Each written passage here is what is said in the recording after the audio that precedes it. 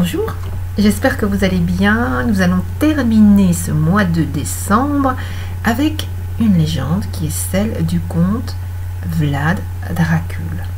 Alors pourquoi? Parce que nous allons parler de la blessure de l'âme de trahison.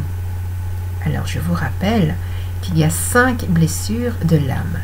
Vous avez donc la blessure de trahison, la blessure de rejet, la blessure d'abandon, la blessure d'humiliation et celle d'injustice. Donc à travers ce conte Vlad Dracul, nous allons essayer de voir quelles sont les caractéristiques au niveau personnalité, déjà dans un premier temps, des personnes qui sont blessées au niveau de leur âme en ce qui concerne une trahison.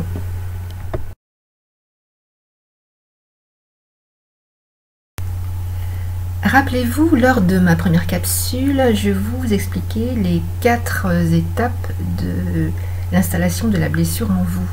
Donc la première étape, c'est, vous savez, vous êtes enfant, vous êtes tel que vous êtes avec donc vos colères, vos joies, etc. Tout est accepté puisque vous êtes bébé. Ensuite, vous êtes confronté à la société, aux parents proches. Donc là, vous commencez un peu à vous poser des questions. Mais c'est surtout à l'adolescence que là, il y a la révolte, la colère. Et bien sûr, à la fin, on porte un masque. Cette circonstance, mais là, il s'agit d'un masque virtuel. C'est-à-dire que vous vous adaptez au contexte social, aux normes sociales qui vous sont opposées. Alors, la blessure de la trahison, c'est une blessure en fait qui concerne pour une petite fille par exemple comment dire ça, avec leur père, c'est une affection très forte. Pour un fils, c'est une affection très forte avec la mère.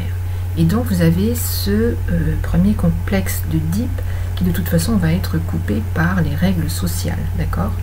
Il y a une distance du fait qu'il y a un parent et il y a un enfant.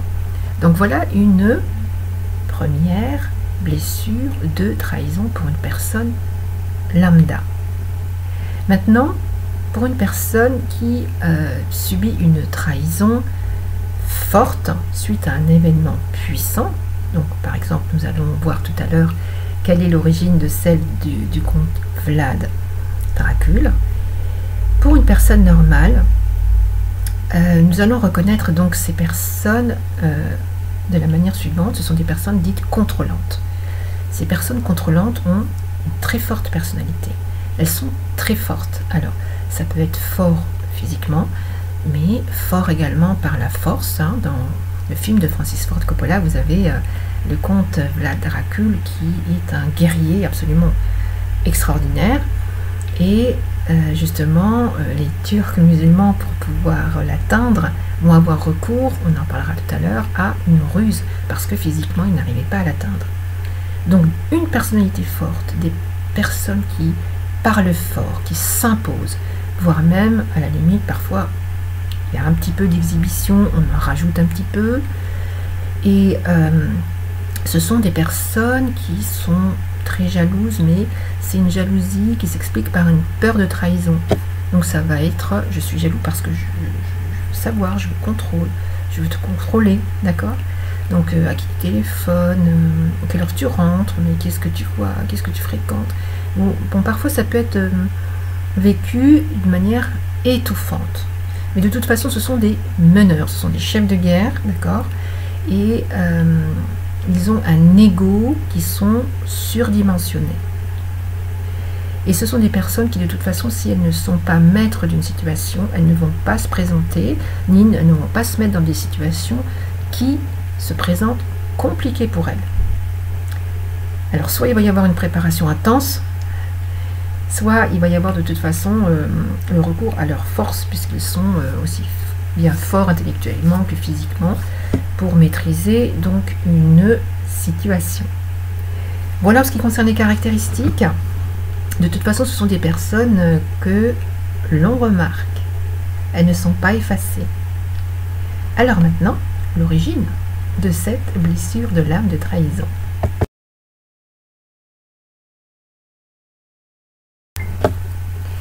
L'origine de la blessure de trahison du comte Vlad Dracul, il faut remonter au Moyen-Âge, à l'époque où il y avait les croisades.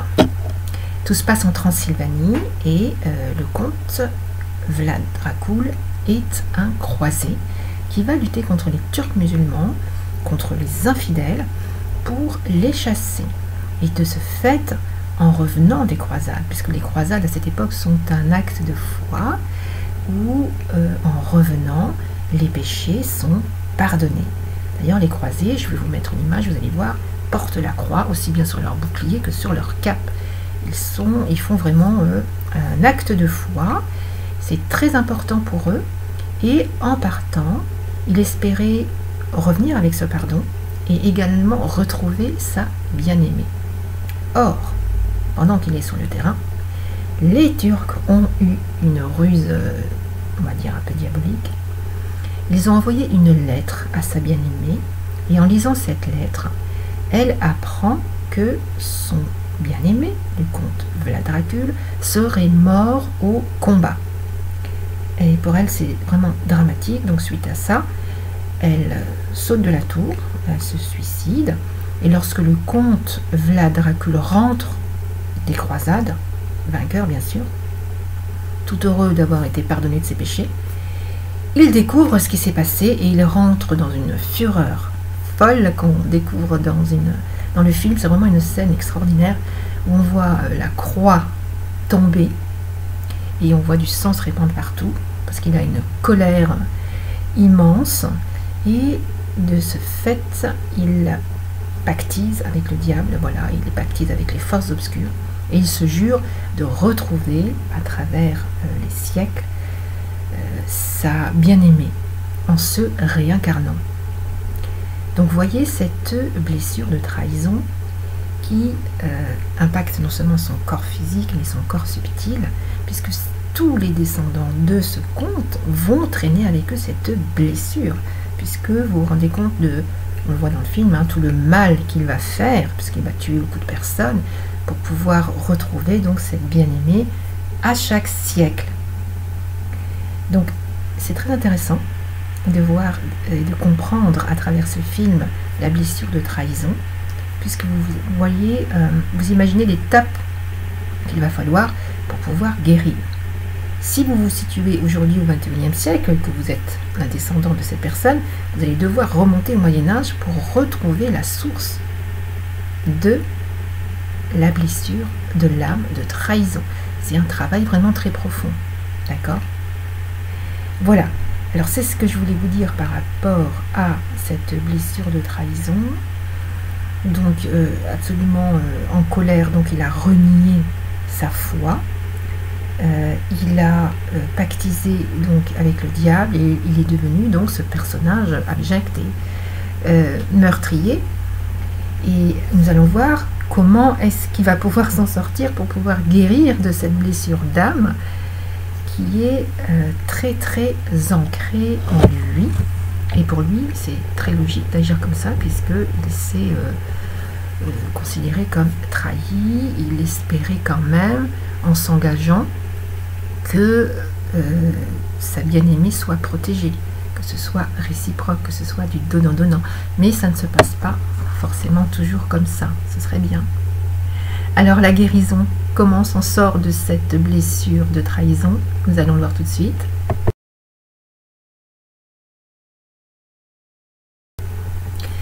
Pour guérir une blessure de l'âme, vous devez, rappelez-vous déjà, la reconnaître. Ensuite, vous devez vous pardonner. Et ensuite, entamer donc les démarches nécessaires auprès des thérapeutes de vos choix pour guérir cette blessure d'âme. Alors, vous imaginez le travail à faire pour ce fameux comte Vlad Dracul. D'une part, il faut qu'il reconnaisse son désir de vengeance après cette blessure de trahison. Il faut qu'il se pardonne par rapport à cette colère et par rapport à tous les crimes vis-à-vis des gens qu'il a trucidés. Donc, il y a du travail. D'autre part, il faut, voilà, qu'il se reprogramme, ou du moins ses descendants, puisque lui il est déjà décédé, se reprogramme. Non plus je viens sur cette terre pour me venger, je viens pour pardonner, je viens pour aimer, je viens pour guérir ma blessure d'âme.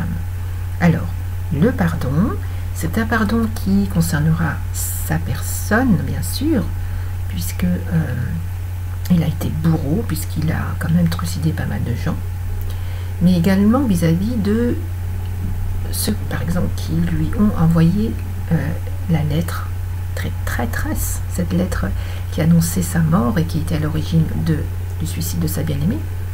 Donc voilà, ça c'est la difficulté majeure, c'est se pardonner à soi et pardonner à ses bourreaux. C'est ce qui est le plus difficile. Voilà.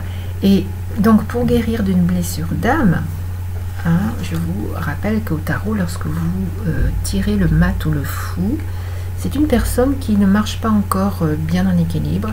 Elle traîne encore avec son bâton sur lequel elle s'appuie des blessures que vous avez dans ce baluchon.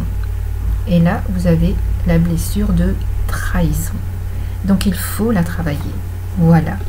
Alors j'espère qu'à travers ce film et que l'explication a été claire sur l'importance de faire des soins en profondeur et non pas en surface, puisque n'oubliez pas que vous venez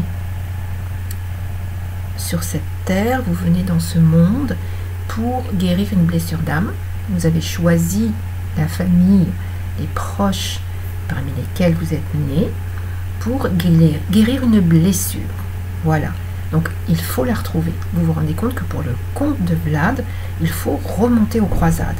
C'est vraiment très loin, hein, donc c'est vraiment un travail qui est difficile et qui est long, mais je vous rassure, on y arrive. Donc ne perdez pas espoir si vous reconnaissez que vous avez une blessure de trahison quelque part, et soyez curieux pour chercher pourquoi est-ce que j'ai un événement répétitif qui se répète dans ma vie. Il y a quelque chose à guérir que vous traînez malgré vous. Malgré vous, cessez de vous culpabiliser, ce n'est pas de votre faute, d'accord? Voilà, donc gardez confiance en vous et puis soyez positif, soyez équilibré, soyez heureux également, c'est facile à dire, mais soyez constructif. Voilà, et n'hésitez pas à travailler sur vous-même et à diffuser autour de vous le bien, la lumière, et c'est ce que je vous envoie, une lumière bienfaisante de joie pour ces fêtes de fin d'année. À bientôt.